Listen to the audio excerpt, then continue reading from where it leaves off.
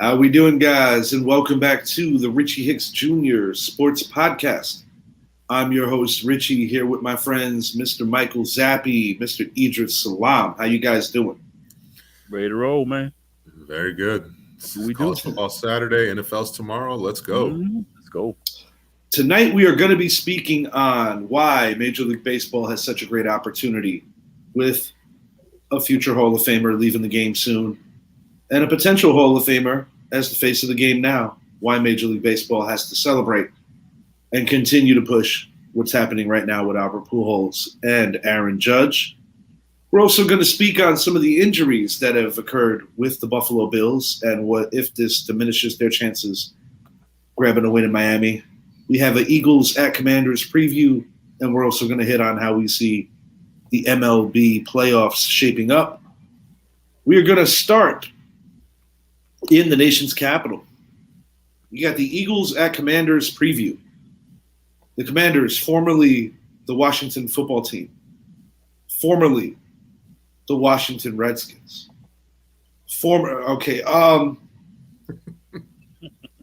This is Carson Wentz's very first game against his former team where he helped them win a Super Bowl. He was not active when they beat the New England Patriots in the 2017 season, but did play a role in that Super Bowl season.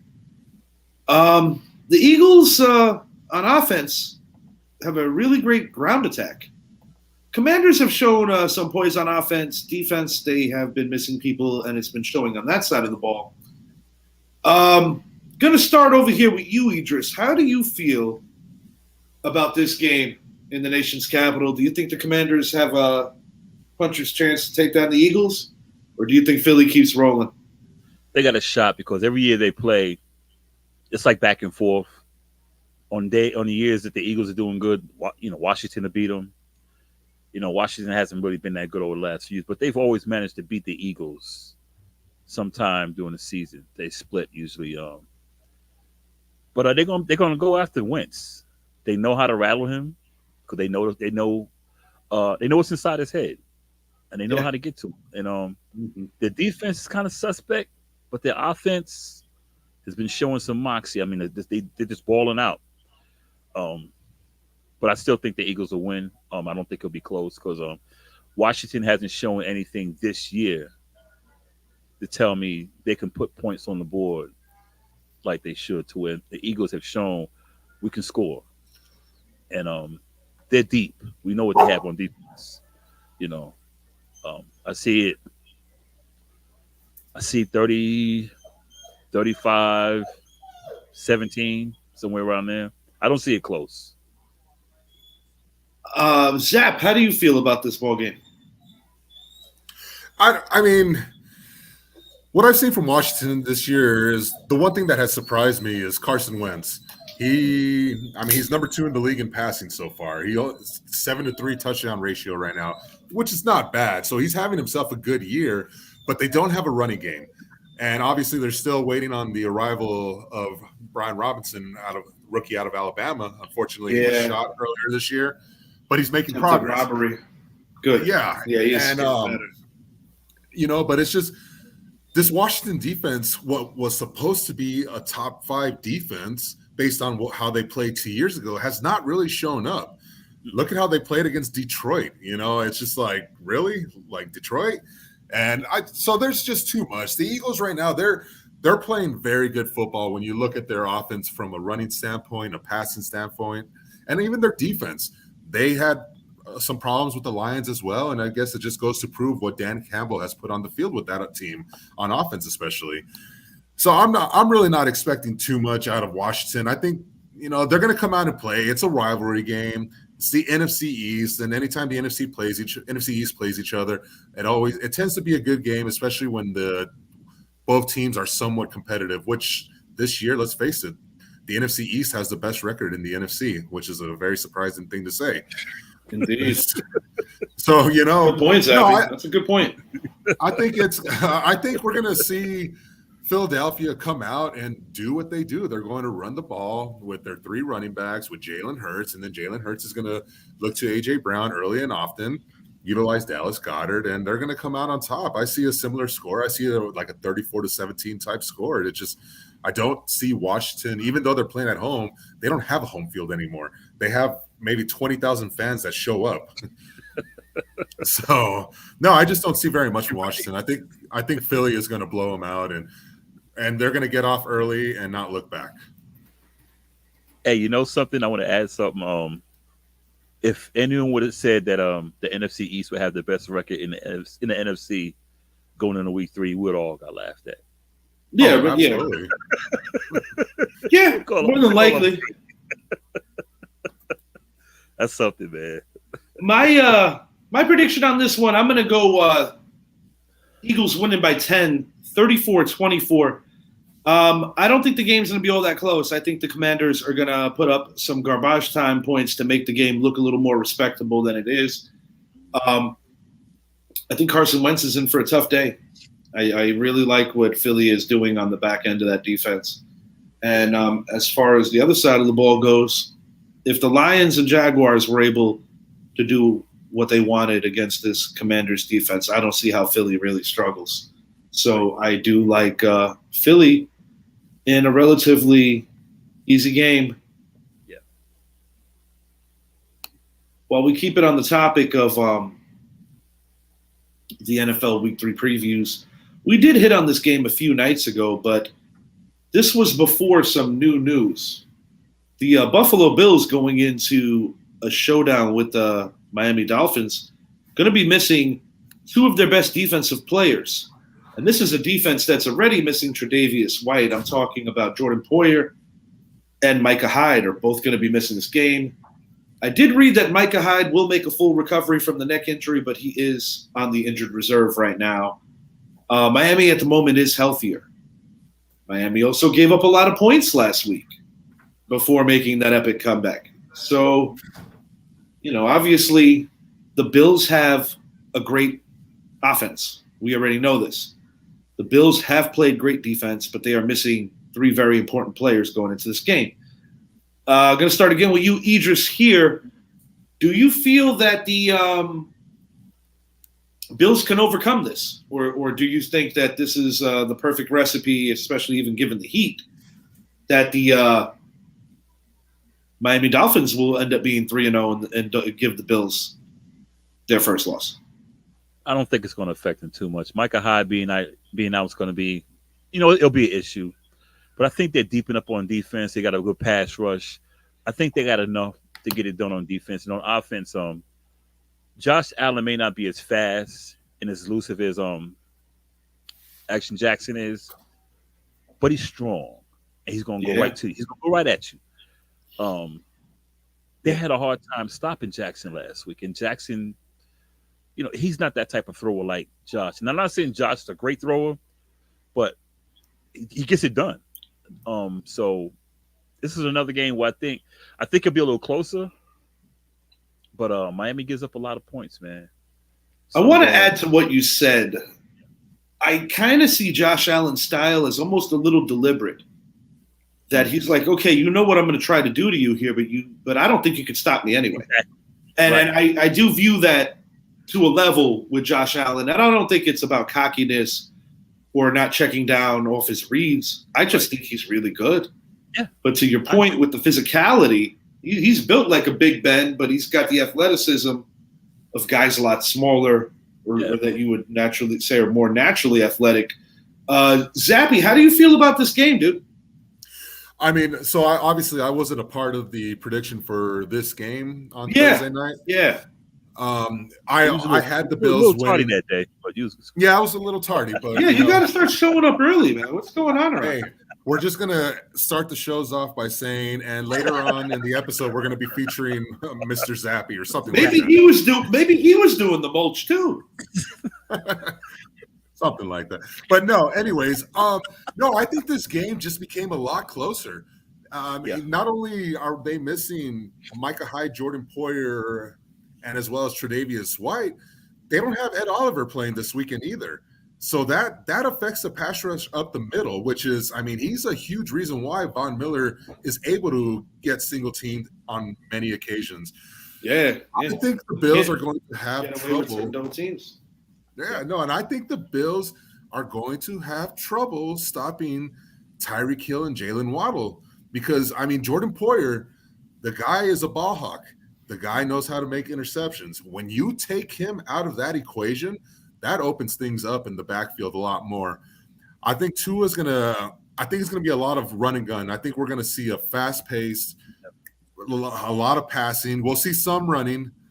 But when it comes down to is I believe this game is going to come down to two things. One, the heat that Buffalo is about to be exposed to because it is supposed to be very hot and humid there tomorrow. And then secondly, how are they going to stop those two guys? So I have Miami actually coming up with the upset. And it doesn't say anything bad about Buffalo. They're a good team. All great teams, should I say, always lose a game to 3 or 4 here and there. And tomorrow, I believe, is going to be that day. I still have the Buffalo Bills winning the division, but it's just right now Miami coming back from a 21-point deficit and winning the way they did against Baltimore. That's going to carry over to tomorrow. So I have the Dolphins coming up on top 34-31 with a late field goal kick. Mine is 35-24 Buffalo. I'm closer to Idris's score. I actually am sticking with my original prediction of 34-24. Yes, I get it. The Bills are missing key people, but I still feel that the Bills have the best offense in the NFL. And I already alluded to my thoughts on Miami's defense not being great. I think the Bills could win a shootout. I think the Bills will win a shootout. And I do want to make mention, I think it was actually week 3 last year, the Bills injured Tua and actually shut out this Miami team. Obviously, different times, new coach. Miami's coming off a real feel-good win. I still like the Bills. So we disagree on this, and it should be a really exciting game. And two teams that I expect to make the playoffs. While I agree with you, Zap, I do have the Bills winning this division, but I do see Miami as a 10 or better team getting a wild card.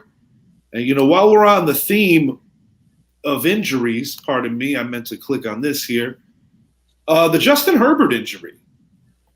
I actually didn't think that this could cost him tomorrow's game, but it does seem like Chase Daniel might be getting the start against the upstart Jacksonville Jaguars.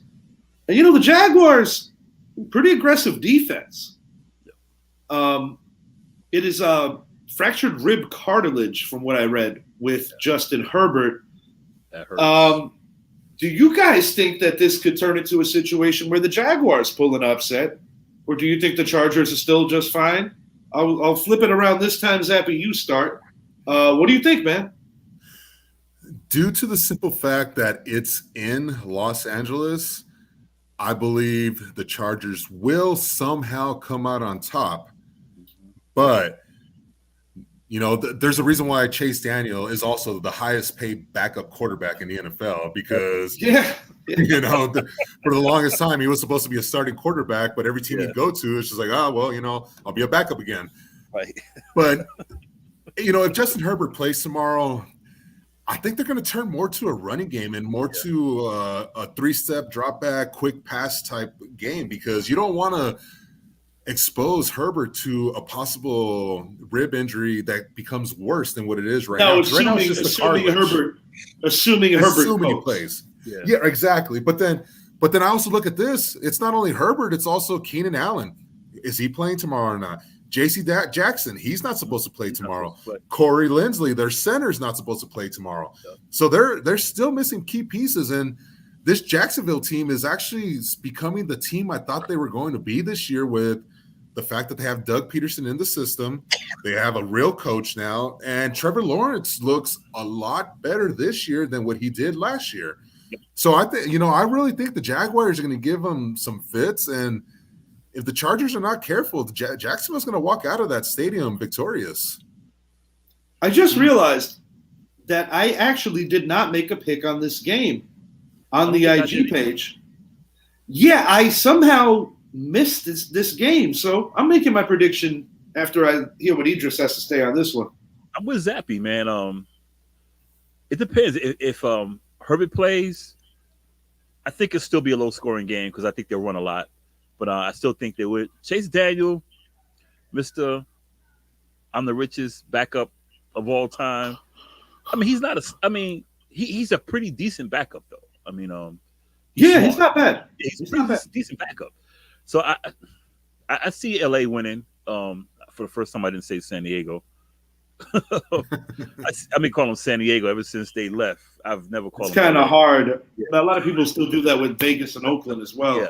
Yeah. So I see the close game. I see it maybe 27-21 Chargers with or without Herbert.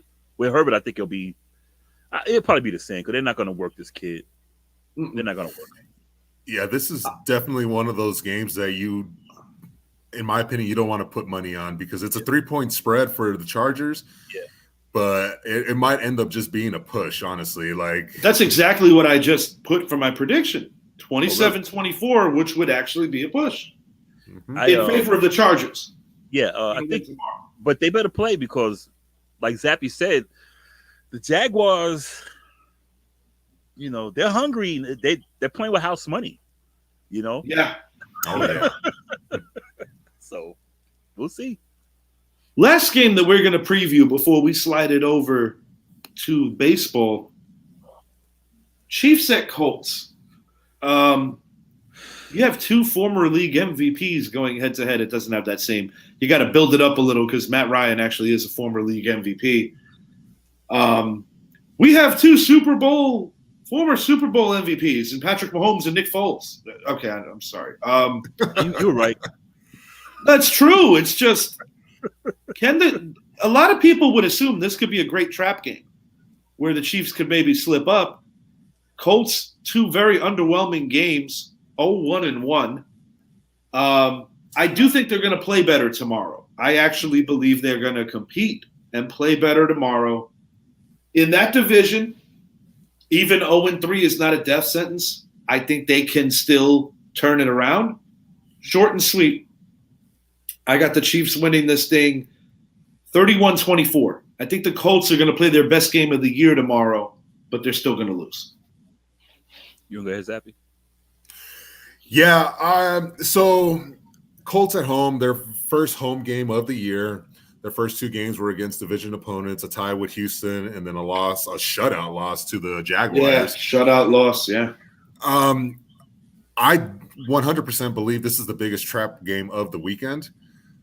Could be. The crazy thing about it is if the Colts are able to pull this game off and the Chargers win, the Colts are right back in first place, and they will just be behind the Jaguars based on head-to-head.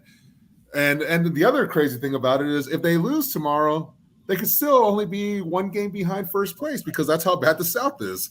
Right. So, no, I'm expecting Jonathan Taylor to be the focal point. We've been saying this the last couple of weeks. Week 1, he had himself a much better showing, but I think they have to run the ball, establish the run to open up the pass. They need to take the pressure off of Matt Ryan.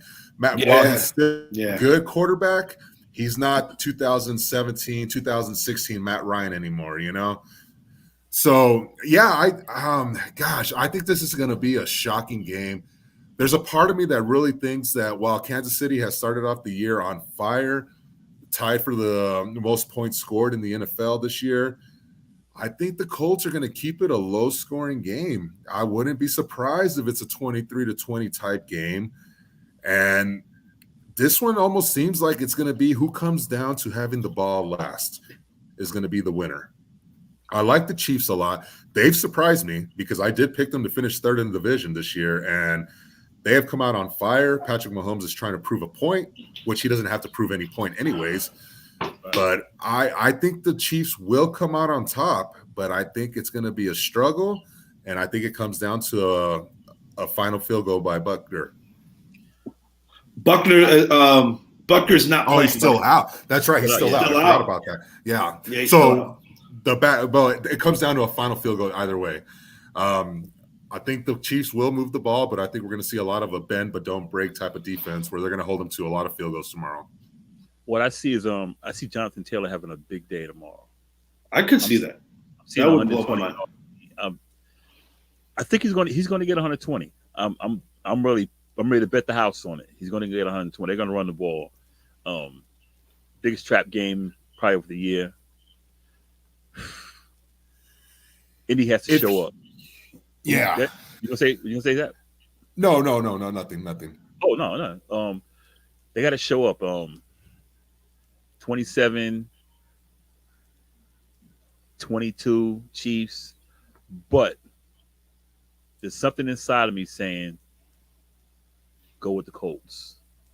I wouldn't be shocked if they pull the upset. I really wouldn't. That being said, Colts 26, Colts 27, Chiefs 25. And the one thing too is, I think if the Colts utilize Jonathan Taylor Idris the way he should be, both teams. He did. So No, he's covering both ends. He can't lose tomorrow. Go with that. No, what I'm if trying Jonathan to say Taylor, is on that one, man. He's playing both scenarios. He's saying, I'm not sure, but this is how I see it. And then Pick 'em this with is me how I on that also one, see man, it. to be honest. It's a pick 'em with me. no, it is definitely a pick 'em. And I think what it comes down to is if the Colts can get Jonathan Taylor to have 200 yards of total offense, then They the got a good Colts shot. they have a great shot. Like I said, keep it out of Matt Ryan. Have him throw the ball 22 to 25 times tomorrow. Mm-hmm. And give Taylor the ball. He is your workhorse. Give him at least 25 carries. Give him at least, and get him at least 6 receptions out of the backfield too. He's got to be working tomorrow. Yeah, it's a pick 'em, but Chiefs are going to win. Chiefs are going to win. But the Colts will play better. Yeah. I stick to that. I think so. I'm not going to dive into the Jets and the Bengals. I'm not. Didn't they play last? The Jets are not going to beat. The Jets are not going to beat them 2 years in a row. That's all I'm going to say. We're going to slide it over to baseball. One thing, Richie, if I may add, I'm sorry. And it's in regard to one of the games tomorrow. I know when we talked about the Rams and Cardinals, I had mentioned the point about Van Jefferson returning. Thank you for mentioning this because I do want to change my pick. I'm picking the Rams. Well, Van Jefferson was placed on IR today. So while I did have the Rams winning big, I think it'll be a slightly closer game, but I still have the Rams winning. Yeah, no James Conner, more than likely, no James Conner. Yeah. Originally, I was like, the Rams are going to win that game. I changed my pick in my work pool. I'm sticking with the Rams. They're going to win the ball game, and the McVay factor. He never loses to those guys. Sliding it over to baseball. In the last couple of days, we've seen only the 6th player in Major League history hit 60 for a season. Just a few days later, Albert Pujols becomes only the 4th player in MLB history to hit 700 home runs. 2 against his briefly former team, the Los Angeles Dodgers. Guys, these are storylines that Major League Baseball has to keep driving home. And oddly enough, these are the 2 franchises that lead each league in terms of hardware, the Yankees and the Cardinals. Pujols finally coming home after a long stay out west, mainly with the Angels, shortly with the Dodgers. He's back home. Rightfully so. What are your thoughts here? I feel that given that so many of these record holders are from the steroid era, these guys have been clean. These guys have done things the right way. And even recently with the Tatis thing, Zappy even mentioned how his young guy has kind of changed his view on what he thinks of Fernando Tatis. And that's a young fan talking. I think this is huge on so many levels. I think it's cheesy or not. I think it's important because I think MLB needs role models. I think MLB needs guys that they feel good about pushing the sport, or guys that they feel good about handing it off, celebrating like the end. Some people on social media will be like, "Oh, I hate these farewell tours. They're getting a little old." This is the most notable one, in my opinion, since Derek Jeter, talking about Albert Pujols. Mm-hmm. And you can't speak about Aaron Judge without even thinking about Derek Jeter a little bit. He's approaching free agency, have an MVP type year. Mm-hmm. Some can now even argue that Aaron Judge possibly might be having the greatest MVP year of all time, given what he has meant to that organization in so many ways of carrying them, and also the whole Triple Crown factor. Bless you. What do you guys think? Whoever wants to jump in on this first, but this is really interesting. I think it's great because think about Pujols when he went to Anaheim. Well, whatever you want to call him. Yeah, they were called that for a little while. Yeah, the Los Angeles Angels of Anaheim. Yeah. He went down, man, compared to his days in St. Louis, and pretty much everyone thought he was dead. But who would think that he would be here for his 700th home run? I certainly didn't think he'd come back to the Cardinals, let alone do that. Right. So I mean, he's done it clean. He even pitched this year. Ain't that something? Maybe Judge needs to strike out one batter. Yeah. Have 0 ERA, so then he can finally put the Ohtani stuff to bed. Yeah, have a better ERA too. Yeah, Ohtani also. Yeah, having a good year. Yeah. But anyway, then you got Aaron Judge, the ultimate I'm betting on myself person. Yeah. And he's about to win the Triple Crown and break, one of the greatest records in, Major League history. Sure. So, I mean, you have to. I mean, because baseball has been taking a hit over the years. Strikes and all this nonsense. Marketability. Where are young people? Are they keeping the young fan base? A lot of variables. Yeah, and with these two guys, one going out and one still at the top of his game, you got a young crop coming up too. I mean, you got to praise these guys. This is a clean run. This is a clean run. It's huge. It's huge for the credibility of the game. Yeah. What are your thoughts, Zap? What do you think about all this? I love it. Mm-hmm. I think this is exactly what baseball needs. I mean, ever since the PEDs era, we've been struggling with, he cheated. Well, he cheated. I mean, does 73 really matter when you're injecting yourself with something? If I would have told you guys before the season started that, hey, Albert Pujols, he will hit 21 home runs this year. He will get to 700. You guys would have laughed at me. If I would have told you that 11, like 11. Yeah, exactly. Yeah, I would have laughed at you. If I would have told you at the All-Star break, I know he's only got, what was it? I think 6 home runs at the time. If I would have told you, he'll get the other 15 he needs. He just needs to participate in the home run derby and remember how to hit a ball far. I mean, first of all, that home run derby was one of the most home run derbies in my life. Just watching a 42-year-old. He advanced early, which was a big surprise. I did call that. Huge. Yeah, you did. It was a huge surprise. No, I think what Albert Pujols is doing is, I mean, throughout his 22-year career, keep these things in mind. Not once did he ever hit over 50 home runs. That's crazy. Not once. Consistency. That's consistency. Yeah. He literally averaged 37 home runs a year. And over the last 6 years, with the exception of this year, the guy couldn't even break 20. Yeah. And he still is out there swinging the bat. He still has such a beautiful swing. And then when we talk about what Aaron Judge is doing, I mean, first of all, the fact that he is in the running for the Triple Crown says a lot. But then you throw in the fact that he's sitting at 60 home runs, knocking on the door. Everyone is waiting for that record to be broken. 11 games left. It's going to happen, barring any injury.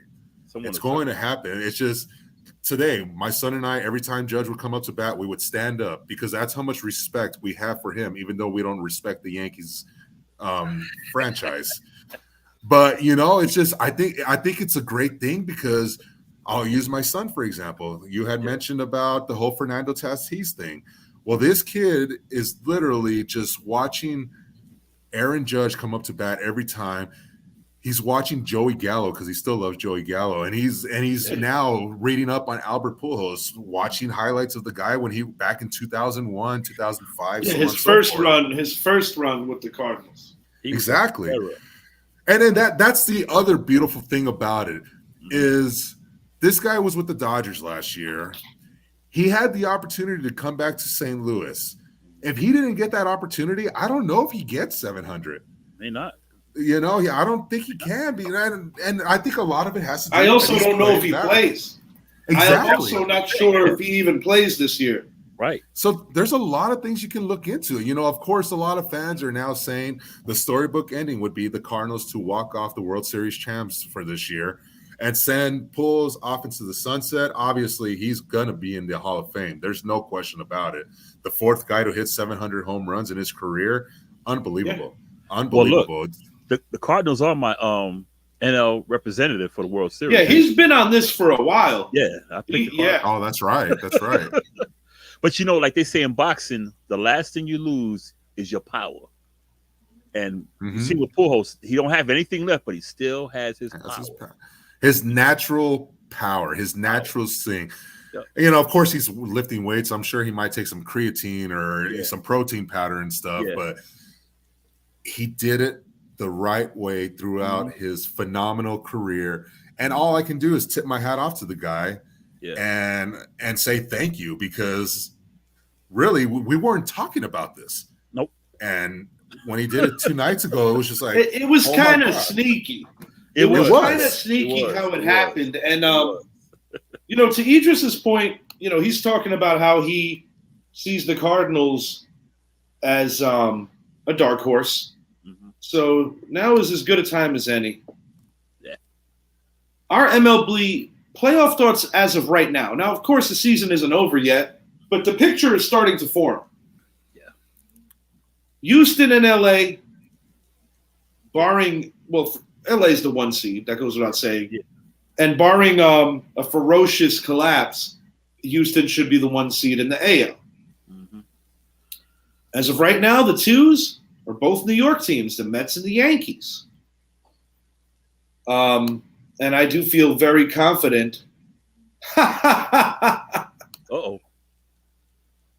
There she is. Oh, wow. He'll get there. Hey, he's only sitting at 8 this year, so he'll get there. Thank you, Miss E. Thank you for that. Yeah. By the time he's 62, he should reach that achievement. Wow. Thank you, Miss E. We appreciate that one. That's funny.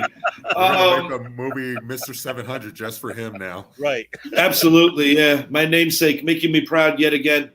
No, but seriously, so we got the Yankees and the Mets as locked in, pretty much 2s. Yeah. The playoffs are a little different this year. You have your 3 division winners, 2 of them getting first-round byes. Right.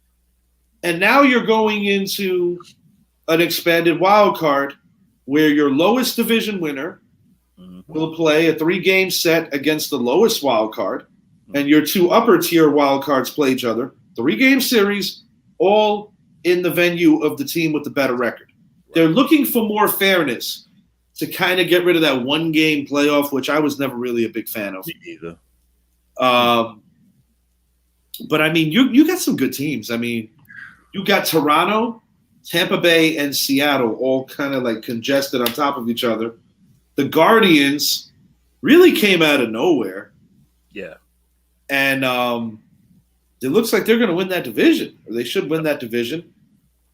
Orioles are not quite dead, but I think time is against them. I don't think they have enough time to sneak. They had a good run. But, I mean, they did. I mean, nothing to be ashamed of. They are definitely trending upward. Yeah. You know, that's your American League look. National League, I think in the National League it's about 3 teams. I think it's about the Dodgers, the Mets, and the Braves. Yeah. I mean, I understand that the Cardinals would be a great story. Yeah. But player for player, I just don't think they have what those other 3 do. And even Jordan Montgomery starting to come down to earth his past 2 starts. Harrison Bader having a hell of a week joining the Yankees, and really a huge shot in the arm that offense needed. At the right time. I've been rambling.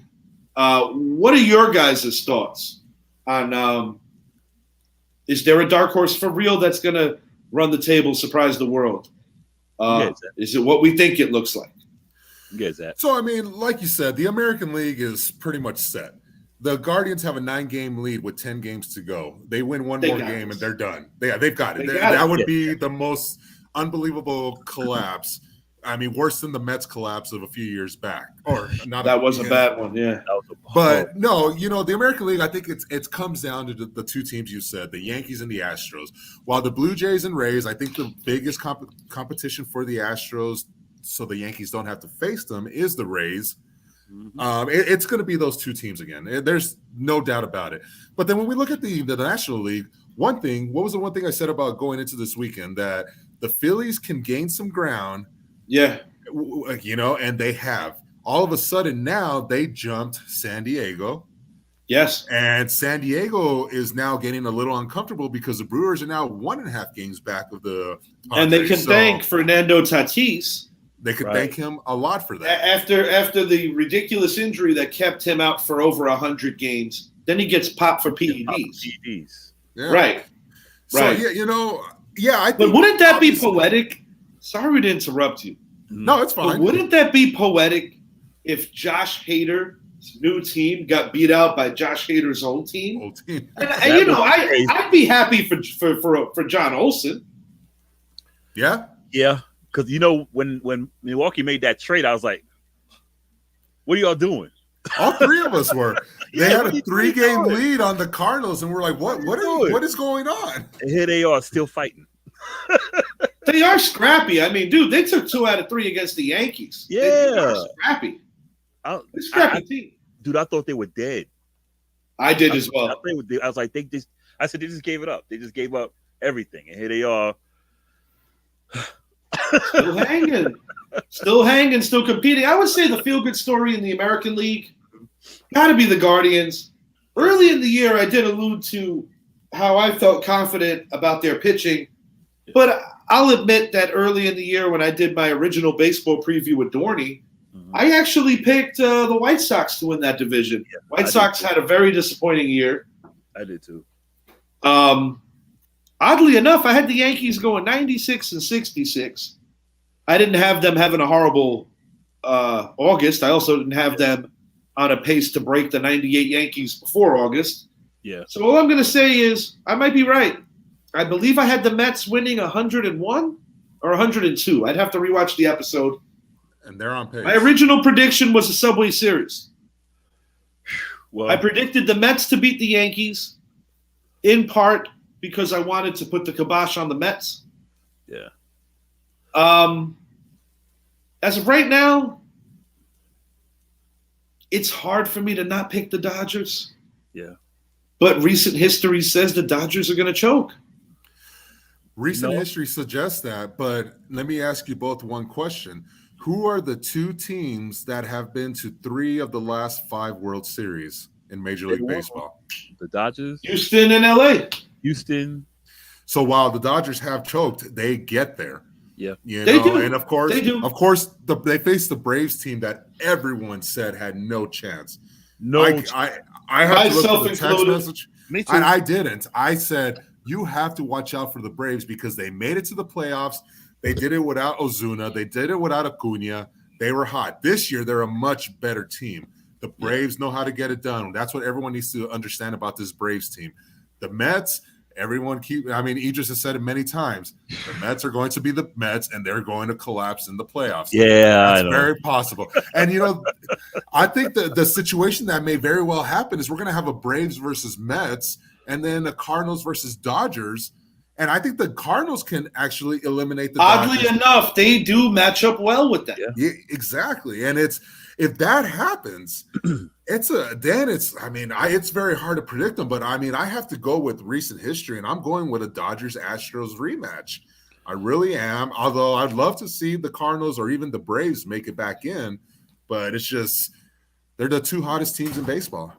One of the most dangerous things. Sorry, Idris. I'm one moment on this. Do you think? One of the most dangerous things when it comes to when you have that great record, when you get a team that's been clawing and fighting and been up here in playoff mode for so long. Mm-hmm. You could throw those records in the garbage when it comes down to the nit and the grit of it. That's all I wanted to say. The Cardinals are a dangerous team. The Rays are a dangerous team. You go ahead, Idris. The Rays scare me. They always scare me. Little bit. Every year. I gotta apologize to Mets fans because I didn't think you guys would win more than 70 games this year. So I apologize.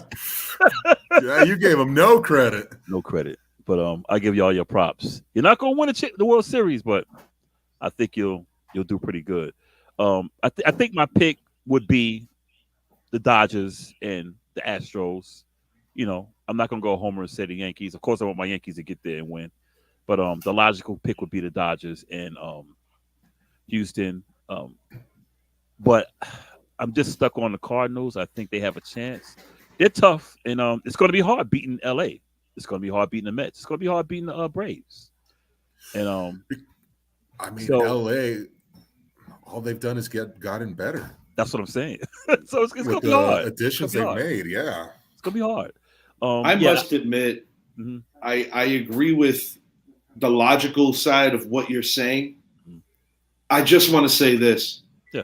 I really believe that some of the new blood with the Yankees that have been called up with the September call-ups, mainly Oswaldo Cabrera.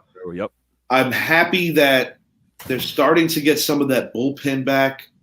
Zach Britton literally just came back. And I must admit, I wasn't factoring in what Harrison Bader could bring to this lineup until his recent arrival. When I saw Benintendi go down for the year, I really thought the Yankees were screwed. Yeah. But now with Harrison Bader, it looks like Giancarlo is starting to show flashes. And in my opinion, we have the most balanced offensive player in all of baseball at the moment, Aaron Judge. The pitching has the fourth best ERA in all of baseball, and that's even with the makeshift bullpen scenarios that they have dealt with. Cole not having the ace kind of year. Nestor's been solid. They need Severino to be that dude in the playoffs. I'm hoping he can be. Yeah. And I would say Tyone and Herman are kind of like on even footing. So it really just the hot hand. But we need Garrett Cole to be that guy. He got paid a lot of money. I do think the Yankees have the ability to beat the Astros. And as a fan, win or lose, I want to play them. Because if we win the World Series and don't go through them, it doesn't feel like we really did it. Right. But, I mean, are people really going to remember that? No, they're going to remember the Yankees getting their 28th World Championship, you know, so. I want the Astros for the – because I guess what I'm saying is there's a belief in me that this particular team, even though there have been a lot of ups and downs and August was so ugly, I do think the Yankees can beat these guys. Yeah. Yeah, and my big thing, though, is what I believe – the only reason that I believe the Astros separate themselves from the Yankees is because of two names, Verlander and Valdez. Right. Those guys – I mean, Verlander, he's on his way to the AL Cy Young. Oh, yeah, he's having a great season. Yeah, you're probably right. Valdez, you know, he's got one less win than Verlander. So their pitching is ready. They have a great bullpen. And then when you look at the National League, they've got great pitching as well. I mean, Julio Urias is having himself a great year. He may very well be the NL Cy Young. Up and down. And then also you look at Tony Gonsolin. I don't know how to say his last name. Yeah, he's having a heck of a year. So, you know, just based on those two things alone, because what you need to win in this league is pitching. You can have great hitters. Look at my Rangers. They are a great offensive team, but we have no pitching. You know, look at the Red Sox. They scored a ton of runs this year, but they couldn't. They have such a horrid pitching staff. Couldn't pitch. And then the guys that could pitch just couldn't get healthy. Right. Yeah, I think the Yankees. The main thing, we can't go out in the first round. We have to. That would be terrible. We can't do that. We have to win. And even if we got to the ALCS, we have to show up. Can't go out 4-1. No, we have to show up. You know, but you know, at the same time, and I'm asking you both this question: if we do see the Yankees get a first-round exit, would that hurt your chances of keeping Aaron Judge, or would that actually help your chances of keeping Aaron Judge because now it's unfinished business? I think you got. I think you have to get him. I think anything short of a World Series victory would be deemed unfinished business. Ultimately, I think the only thing that could prevent Aaron Judge from staying a New York Yankee is if at any point during free agency he truly feels disrespected or lowballed in an insulting way. Right. I would like to think that Hal Steinbrenner is smarter than that, because at the end of the day, I do think Aaron Judge will take a little less to be a Yankee, but it has to be something that is respectable. It cannot be that nickel and dime crap where they're really lowballing this kid. Mm-hmm. If they do that, then he deserves to leave. Right. And he should be like, the hell with you guys, because he has proven his worth. Yeah. More so than any other incumbent free agent in memory. Because I remember when A-Rod opted out, I was like, bye, go. Yep. And then the Yankees paid him more. And I'm like, A-Rod was a great player. But that dude came up so small in October. All the time. Exactly. That's the big one. I think with Judge, if he doesn't get the years, you got to give him the money. You got to give him money when he said, okay. Yeah, it's either it's got to be 40 over 6. Yeah. Or it's got to be 30 something, maybe 32, 33 over 8. I do think that he'll come to a reasonable conclusion because of the fact that yes, he is 30, but the Yankees have to look at it like this too. I read something interesting. Mm-hmm. Even if you give him 10 years, which might seem slightly absurd, the marketability for Aaron Judge is not just the here and the now. If you really do your homework on the history of baseball, one can make an argument that he might very well be the most marketable player in the history of Major League Baseball. Possibly. Because of the fact that, he's the power guy, that he's flirting with records with Ruth and those guys, Maris. But he's also the quintessential hits to all fields. It's very rare that you get both in the same player.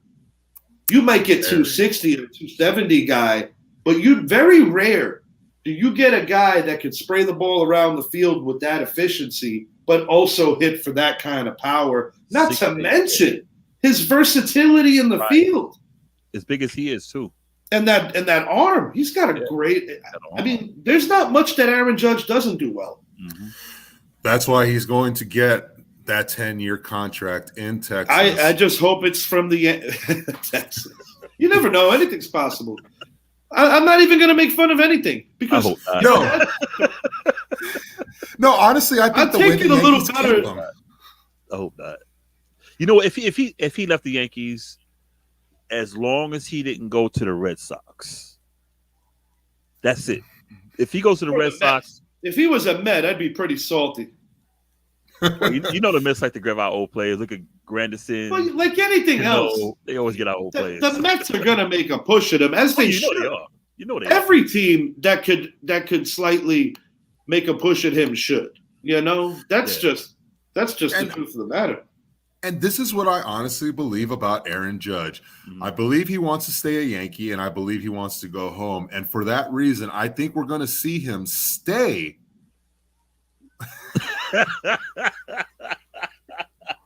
Hey, I already told Richie the Rangers have the payroll to fork out the money for a bat like Aaron Judge and a starting pitcher. So no, Missy. they're going to push hard for him. I guarantee you. But going back to the Yankees and Aaron Judge, we must bring back Gallo if that happens. Right. No, I think with Aaron Judge, the only way he stays with the Yankees is actually going to be on a shorter term deal. That way he could still have the opportunity to go play with the Giants. Got to give him the money if they're going to only and it's going to have to be it's got to be in the 40 range. It's got to be. Exactly. It's going to have to be a 3-year, $128.5 million deal. It's going to have to be. And if not, I don't think he wants to sign that 8-year, 9-year, 10-year deal with the Yankees. I think he wants to go home at some point. Yeah. I really do. Sure. I honestly, I don't know, because I do tend to believe that during this whole experience of what has been happening, I do think that for certain players, based on legacy alone, it's hard for guys to ever truly leave the Yankees if they are that kind of breed. Yeah. And in that case, I do see Aaron Judge as that. But having said that, obviously he didn't give the most popular answer with the whole Maris family thing. But I will say this. The Maris family to a level's turned me off a little this week. Me too. With initially not so much. Yeah. But with one brother saying, I don't want him to break the record. You guys are the guest of the New York Yankees. Right. It's not so much that ball that almost sailed over the wall is going to give him the tie with your late father. Right. But it's going to give the Yankees the win. Right. And it's like, I'm sorry, you're guest of the Yankees. And in that moment, I feel like you're rooting against the Yankees. Like I read stuff today that were like saying how Yankee fans wanted Boston to tie the game so he could get one more crack at it. I'm like, guys, at the end of the day, more so than a record, we got to win this game. And tomorrow, yeah, I get it. There's a lot of excitement, but regardless of whatever record and all of the other accolades, it's about winning the games. Winning the game. And it is about winning the games. And I will add to what you said, Richie, the other day. If you do run into the situation where Aaron Judge does leave, you're going to have to distribute that money towards a Xander Bogaerts and possibly a Jacob deGrom if he does tend to opt out, or a Justin Verlander if he opts out. They need to. I will say this. In the event that Aaron Judge leaves and you're able to replace him, well, not replace him because they don't play the same position, but what I mean in terms of your focus, you bring in a guy like a Xander Bogaerts. It's a hell of a consolation prize. Absolutely. And you're getting a younger player too. And this is a kid who idolized Derek Jeter, and that is the motivation as to why he's worn number 2 in Boston.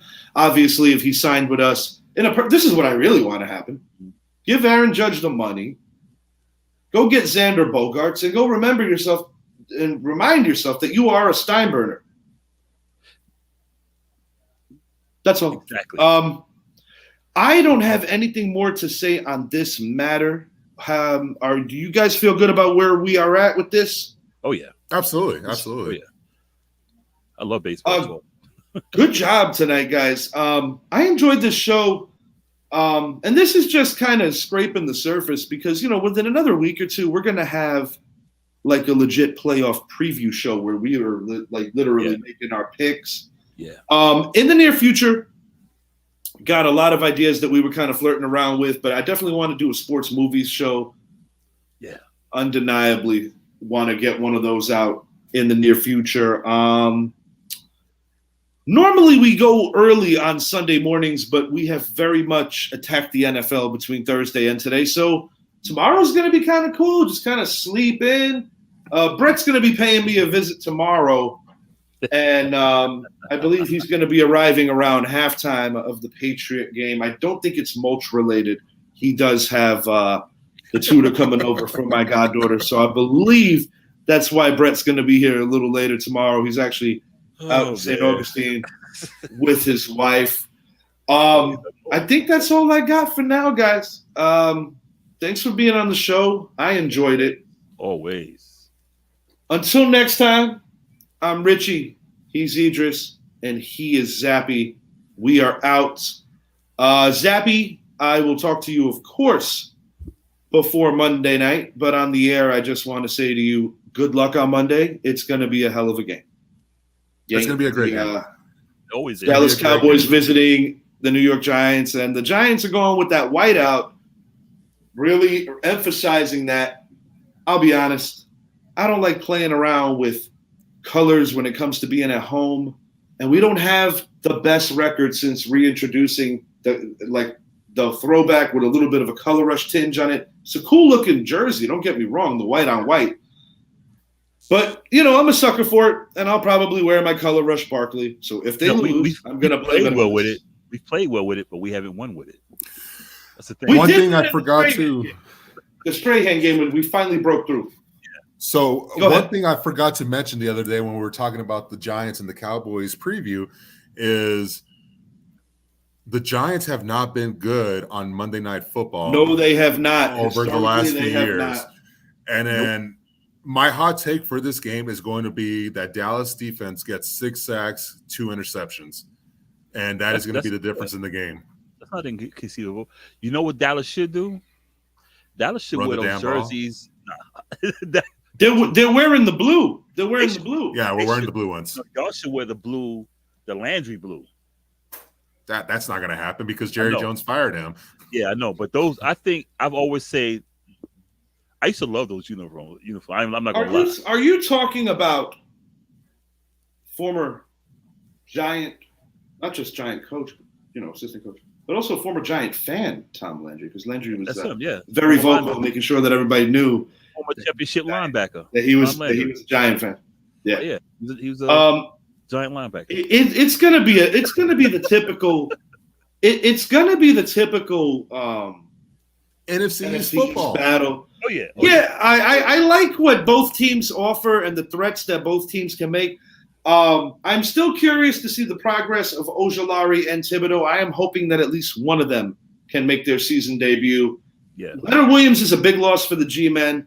I think it's going to be close, but if both teams manage to take care of the football, which I actually do believe is going to happen for the most part, I think this could become a kicking war. And I'm going to put my money on our kicker. I think our kicker is so underrated.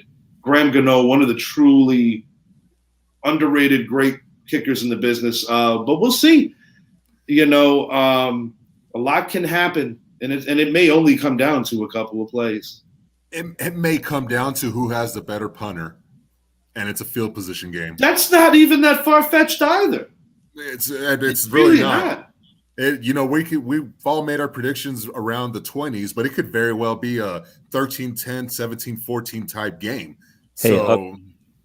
Or you could get something wild where somebody gets off to a quick start and then the offense dies. Hey, happened with Dallas last week. Kansas State 41, Oklahoma 34 final. So even though my Horns lost today and the Irish did win, Oklahoma lost at home to Kansas State. We lost on the road without our starting quarterback. Our number one wide receiver went down. Our starting linebacker was suspended the first half of the game. UT, they gave up a big lead. They lost, but to see Oklahoma lose to Kansas State, I am a very proud man. At home. Some upsets today. I'd have to say the upset of the day is Miami. Yeah, at home dropping that game. Oy, that's a tough one. State. You don't embarrassing. You don't lose it at Miami. But it goes to prove that the NIL deals are doing what we wanted, and it's closing the gap between all the teams with the Alabamas, the Georgias, the Auburns, because even Georgia struggled today against Kent State. Yeah, they did. And it just goes, what the future of college football looks brighter, and the point that it's not going to be the same teams every year. We're going to see the Jackson States continue to improve. We're going to see a lot more upsets, and it's a thing of beauty. It's important. It's very important for the brand of college football because people are getting annoyed with some of that. Quickly, before we get out of here, final predictions for the Monday Night Football game. Zappy, Idris, and then I'm going to give you my final. So my prediction has not changed. Just simply that I believe Dallas's defense is going to be the key to winning this game. Dallas will run the ball. They're going to give the ball to Zeke, but I think Tony Pollard will be the X factor, actually, and not Zeke. We do have the return of Michael Gallup. We still are unsure if Dalton Schultz is going to play. Defensively, they're going to show up. They're going to show up all 17 games this year. I'm expecting another big game from Michael Parsons as he continues to build his resume for defensive MVP of the year. I think Dallas pulls it off. I think it's going to be more, I said 3-point win. It might very well be a 21-20 type game. So I think Dallas will sneak out the victory just based on having the better defense. What's your final? 21-20.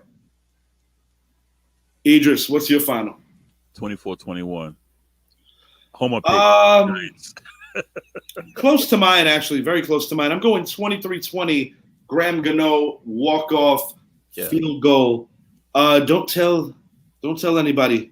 Daniel Jones, while still being moderately frustrating, has been improving, and I do like what I'm seeing out of that youngster, Richie James. He's actually been taking quite a few snaps away from Kadarius Toney.